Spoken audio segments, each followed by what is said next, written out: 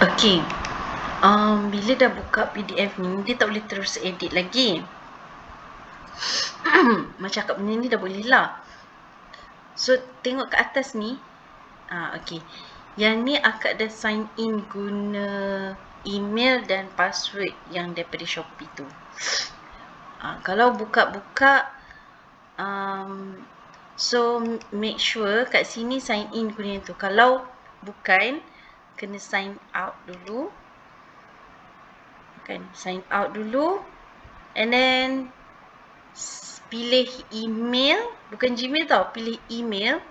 Sign in with email.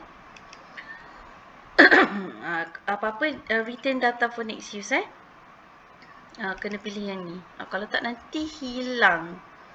Okay, so sign out. Then sign in. Ni nama yang dalam tu. Lepas tu masukkan password dia tu lah. Tak ingat pula password dia apa. Lepas tu sign in.